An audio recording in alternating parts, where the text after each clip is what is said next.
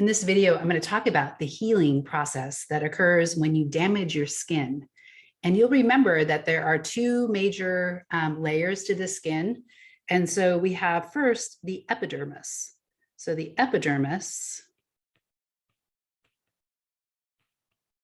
you'll remember, is epithelial tissue. And this epidermis is avascular, which means that it does not bleed. And so this is like when you just scratch the skin and it doesn't bleed. That is the epidermis. So this is the outermost layer. And it is avascular. So what that A in front of the word vascular means is that there are no blood vessels in it. And so the epidermis does not bleed. Now, when we look at the dermis, it is composed of connective tissue that is vascular. So if you wound yourself so that you start to bleed, you know you have made your way through the epidermis. So the dermis has also different layers. And you'll remember that underneath the dermis is the hypodermis, which is a fatty tissue that is the subcutaneous fat. So when we look at the processes of skin healing, we can talk about what happens when we damage our skin and we have what is called the inflammatory response.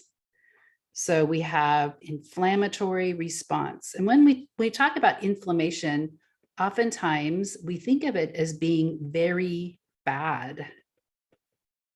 But actually it is good if it is acute inflammation and it ends, so that it is not chronic inflammation.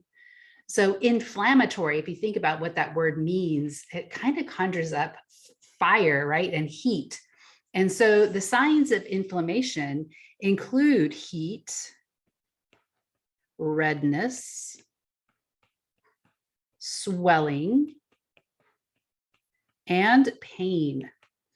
So this is actually really important that you can detect when your skin has become damaged and when you need to deal with it so that you don't possibly get an infection.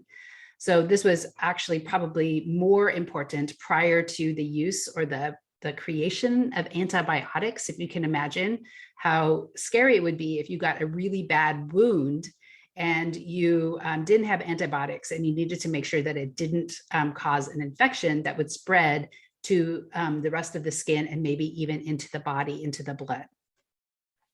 So the redness and the heat have to do with the blood that moves towards the wound after you have damaged the blood vessels.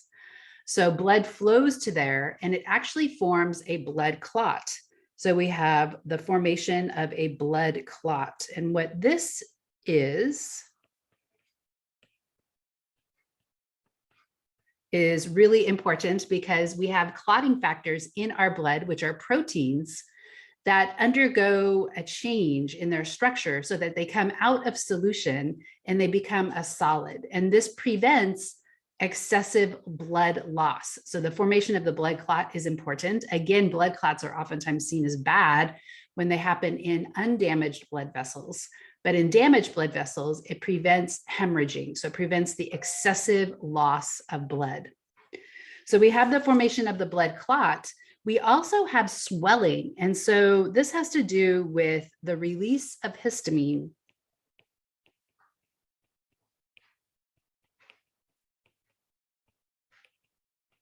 And you're probably familiar with histamine because it is a chemical that also causes allergic reactions.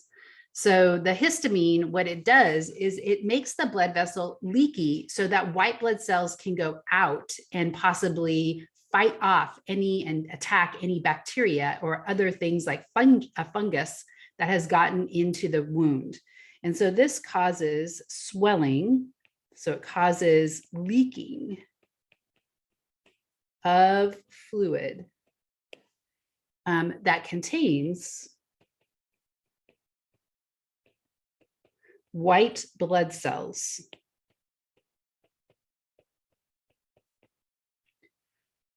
So white blood cells can actually leave the circulatory system and go out into the tissues and hunt down the bacteria that are present. So that deals with the swelling aspect of the inflammatory response. So after the blood clot, we then get the formation of the scab. And this is actually just a kind of a dried out version of the blood clot. So we have scab formation.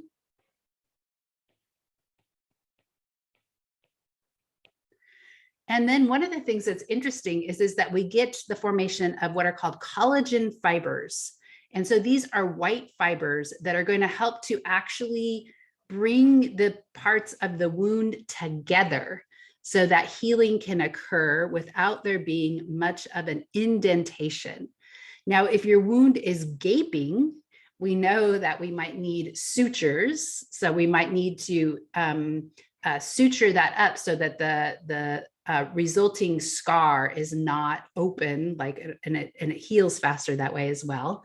And so now they actually have like bandages that do that, or I've heard of super glue, where you can super glue a wound so that it seals it up so healing can occur more quickly. So we have the scab formation, and then we have collagen fibers that bring the wound back together. So we have these collagen fibers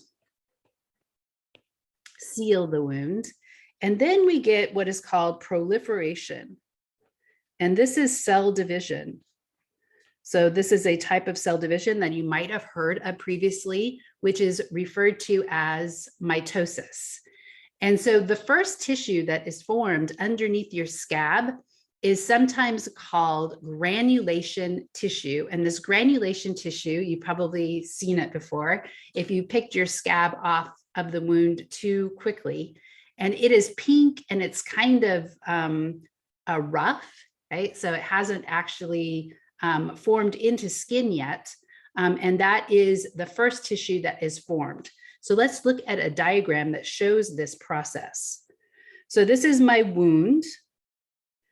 These would be my white blood cells that are leaving the tissue, the circulatory system, the blood vessel. And these would be inflammatory chemicals like histamine. Then we get these cells called fibroblasts that produce the collagen fibers. And then we get the formation of granulation tissue.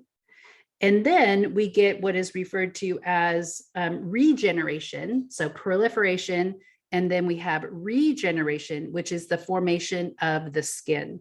So let me go back here. We have proliferation, and then we have regeneration.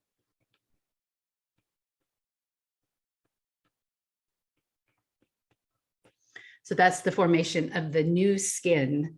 So that repairs the damage. And if the damage has been too extensive, you might actually be able to see some collagen fibers left behind. So these collagen fibers are white, and that is what creates scar tissue. So the white scar tissue is what is formed underlying the skin. Now, you might be familiar with this white scar tissue in case of stretch marks. And so sometimes our bodies grow so fast, specifically during puberty, that it stretches the skin and it causes like damage to the dermis. And then we get red scar tissue, and then it turns to kind of a silvery white color. And again, that is the underlying scar tissue in the skin. So those would be the steps to wound healing in the skin.